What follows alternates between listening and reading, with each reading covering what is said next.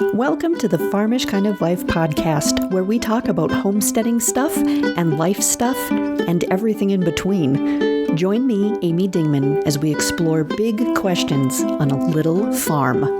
Hey, everybody. Welcome back to the Farmish Kind of Life podcast, where Amy talks about whatever's on her mind when she hits record. Right now, I am listening to torrential rain outside. It's so weird to have rain this close to the end of November, but I'm enjoying the rain because in a couple hours here, it's probably going to change to snow, and then we're going to get snow all night long, and the winds are supposed to pick up, and it's going to be like 40-mile-an-hour winds, and I would not be surprised if it happens like they're saying it's going to happen. There's going to be some drifts on the road tomorrow. Am I going to be able to get to work? I don't know. I found out that my office is closed if the school is closed. That is how we determine if Amy does not have to go into work. If the school is closed or the school is late, then Amy does not have to go into work. I hope this just comes as rain and it never changes to snow, and whatever. Snow is pretty, but as I get older, the less I love snow. I would like snow on Christmas Eve and Christmas Day, for the ambiance or whatever, and then just it can go away. It's different when you don't have little kids to go out and play in the snow and build snow forts and go sledding and all of that. It's a little different because now snow is just makes chores longer and driving not as awesome. So that's what I have to say about that. So if we were on the front porch, we'd be taking cover for whatever moisture is coming at us. We'd also probably be hanging out with a couple cats. I have a cat named Potato. He showed up a couple months ago, astray, with his, I'm assuming, brother or traveling companion. I don't know what happens out in stray land. Do you just wander and then you hook up with some buddies? Hook up was probably not the word I should have used there, but you know what I'm saying. So you become buddies, and then you're like, let's travel together, brother, and let's find a nice shed somewhere in this field that we can call our new home. I don't think that's how they showed up here. I think someone dumped them. In any event, Potato is a fabulously beautiful long-haired orange cat and super friendly. And have you ever had one of those animals where they think they're really being your helper and really they're not helping at all? They're kind of making things more difficult, but you know that they want to hang out with you and be your buddy, so you just kind of put up with it. That is Potato. Potato is right there on the front step waiting for you to come outside and just ready to assist you with whatever job you are doing on the farm. So that's nice. It's nice to have a buddy, right? If we were on the front porch right now, I would tell you, but I feel like I've reached a certain point in my life where my husband told me to go shopping the other day. There's a event coming up in a couple days where they're going to stuff the squad cars, right, with toys. So it's a toy drive, and they're doing it at the sheriff's office. And so we're going to be involved with this, obviously. And so he told me, hey, go buy some toys for this toy drive. And so I was like, cool. So I go to Walmart because I had some other things I needed to pick up, and I found myself in the toy aisle, right? I'm gonna pick up some stuff to bring to this toy drive. And let me tell you, putting someone in the toy aisle who has a little bit of money to spend and doesn't have her own kids to really buy for anymore, because my kids are grown up, they're adults, and I don't have grandkids at this time, and so I don't have little kids to buy for. There's something that happens to you when you're in that aisle, and suddenly all the toys are awesome. Here's what I realized. I started pulling things off the shelf. Like, oh, this would be cool. I got a couple baby dolls. And then I went to the Legos section because my kids used to like Legos. I mean, who doesn't like Legos? I like Legos, you guys. And then I found some Star Wars stuff. And I found some monster truck stuff. And I look at my cart and I'm like, he is never going to send me shopping again for toys, because what am I doing here, you guys? This is obnoxious. Look at this big cart full of toys. Would I have bought toys like this for my kids when they were little? Why is it different when your kids grow up and then you're like, oh, I want to bring toys to all the children. I'm like a little Santa or like a Mrs. Claus. I don't know. So that was fun to look at my cart at Walmart and be like, ooh, maybe I should put some of this back. But I didn't, because you know what? Heck, it's Christmas and it's fun to bring a little cheer to some other people, right? So if you can do that, it's awesome when you're able to do that. And if we were on the front porch, I would eventually start talking about this thing that I've been thinking about. And I always say that when I start this, don't I? This thing I've been thinking about. But that's what we talk about, the things that I've been thinking about. So I would want to talk about a word that I think we don't think about much. And that word is priority. And I mean priority as a singular word. And here's something I found. I was reading, I don't remember what I was reading, but it was talking about the history of the word priority. And that originally, like, I think this word came about in like 1400 or something, or the 1400s.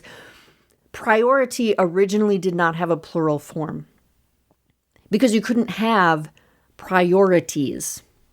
You could only have a priority. You could have one thing that was most important. And then somewhere in the early 1900s, the word got changed. We made it plural. We started to have priorities. And I can't help but wonder if, like, is that where everything started to go sideways? When we change this word from priority, you have a priority to we have many priorities.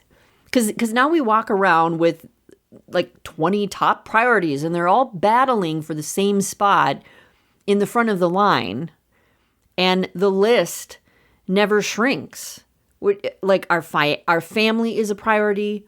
Our job is a priority. Our health, our relationships, our sanity, our inbox, our side hustle, the laundry, our purpose, our calling.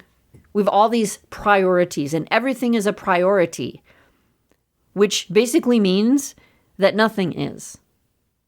Because if everything's a priority, then nothing is a priority.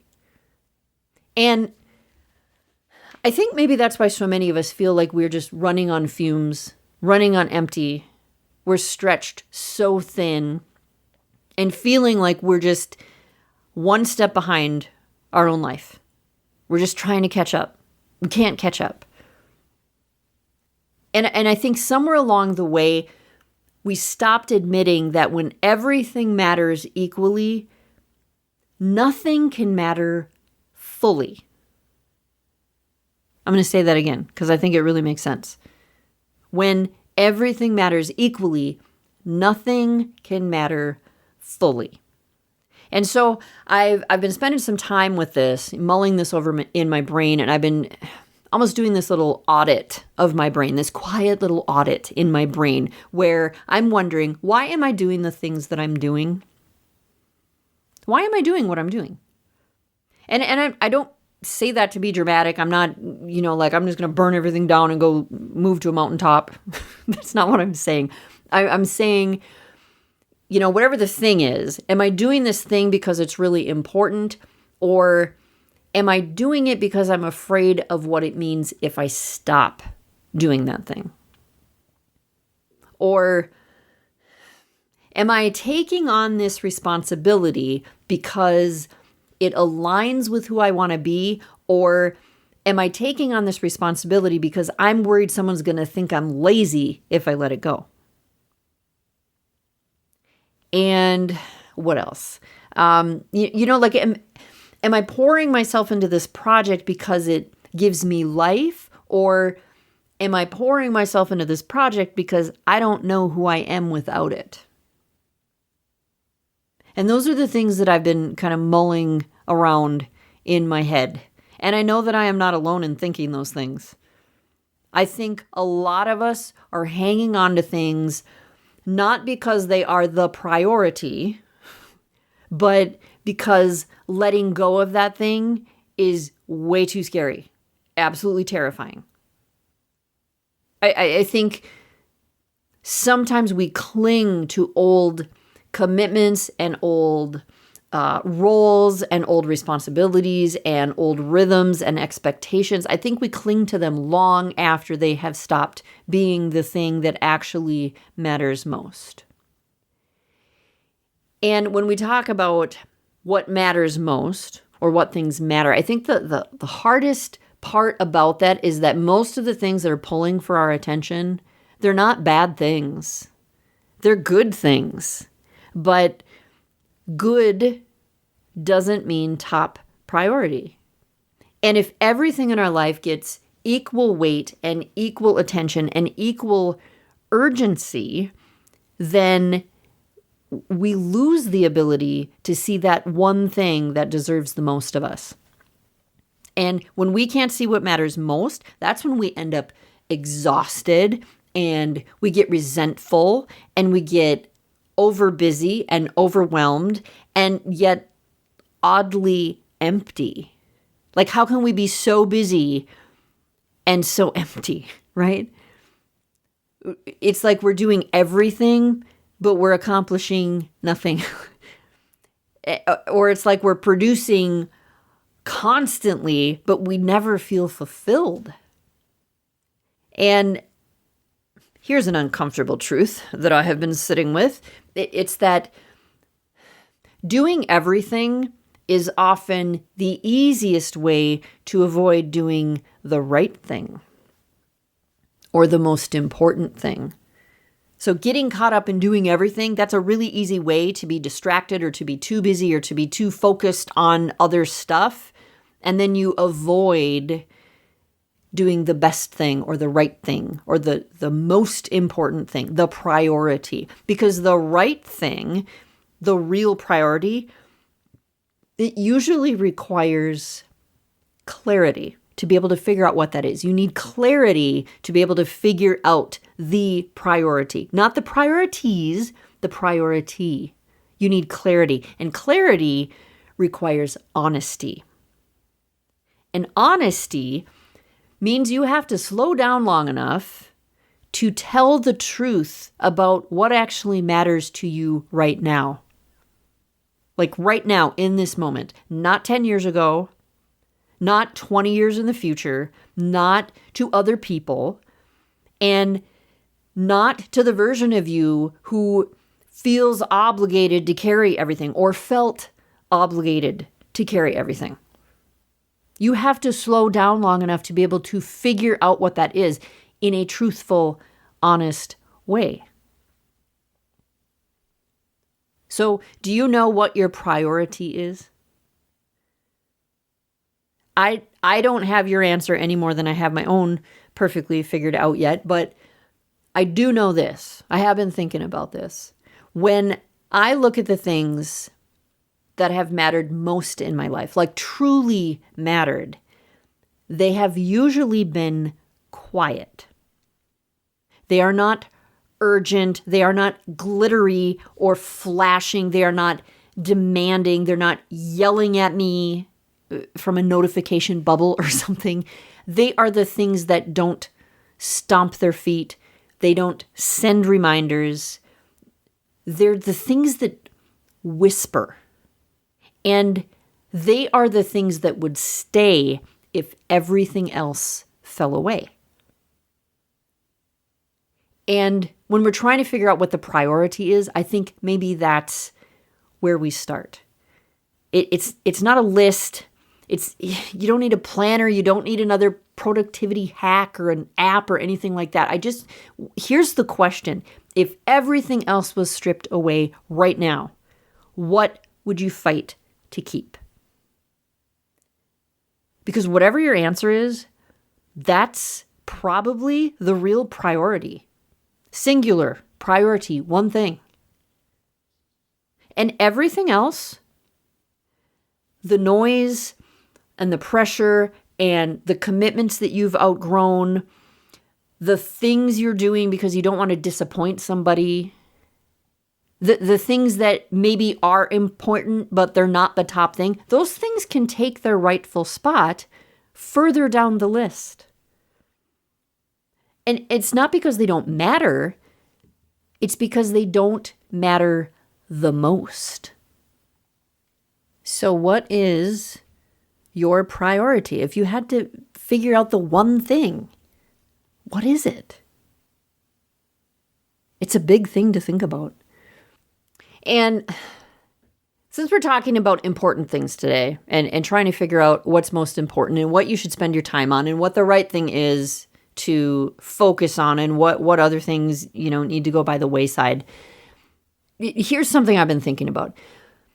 A lot of you know that I have been posting more over on a Farmish kind of faith lately. For those of you who don't know, I have a Farmish kind of life on Facebook, and I have a website and all of that. But I also have this other page on Facebook. I don't have a website or anything for it, but it's a Farmish kind of faith. Okay. And it's where I talk about faith-based stuff. And I have been posting more over there lately because that's where my heart keeps wandering. Faith has been showing up in my life in a very steady, real life way, and it's become much harder not to talk about it. But a Farmish kind of life is still like my front porch. It's home base. And I've realized that asking myself to keep those two parts separate, like the regular life porch and then we have the faith porch, it's just a way of asking myself to be two different people.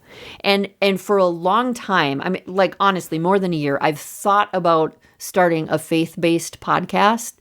But y'all, I don't have the time for a second podcast. I don't have the bandwidth in my brain for a second podcast. That's just the truth. And more importantly, maybe I don't think that faith needs a separate show because it's not a separate part of my life. It's part of real life.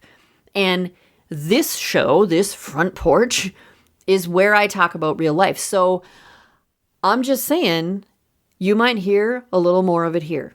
You might hear me dropping some faith bombs here. Not as a sermon. I'm not pivoting my content. I feel like it's going to show up in part of the conversation the same way it shows up in my actual day, every single day of my life. So if you are here for, the random bits about homesteading or practical life, or we're just living life and trying to figure this out, all that honesty, none of that is going to go anywhere. This is still the same porch. I just want to sit in this chair on the porch, drinking my coffee and chatting with you as my whole self. Does that make sense? So here's where I'm going to kind of land the plane today. Whether we are talking about what is your priority, or we're talking about perspective on life, or simple living, or all the things that have been tugging on my heart or racking around in my brain, all of it belongs at this front porch. And if faith shows up here from time to time, that's because it lives in my actual life. It's woven into my normal day, my conversations, my worries, my small joys, the nerdy brain places that, I take my head. It's there. It's in the middle of it. I'm not going to create a separate space for it. I'm just going to let it just finally be part of the space that we already have here. And if that resonates with you, awesome. Pull up a chair. I will pour another cup of coffee and we will get at it. If it challenges you, that's okay too. Because you know what? Front porches were made for honest, deep conversations. And if you're like, that's cool, Amy, you do your thing, that doesn't resonate with me, so I'm going to go elsewhere, that's absolutely fine. I cannot keep you here against your will. So that's that. So in any event with that, thank you for being here. Thank you for listening, and thank you for coming back to this porch week after week to listen to me babble about whatever is on my mind as we sit here and watch the rain and wait for it to do that magical transition to big old snowflakes. So until next time, take care of yourself and take care of each other and keep doing the next right thing. Talk to you soon. Hope you enjoyed the show today. To continue the conversation, visit our website at afarmishkindoflife.com, find A Farmish Kind of Life on social media, or drop me an email at amy@afarmishkindoflife.com. Peace, love, and bacon, y'all. Stay Farmish.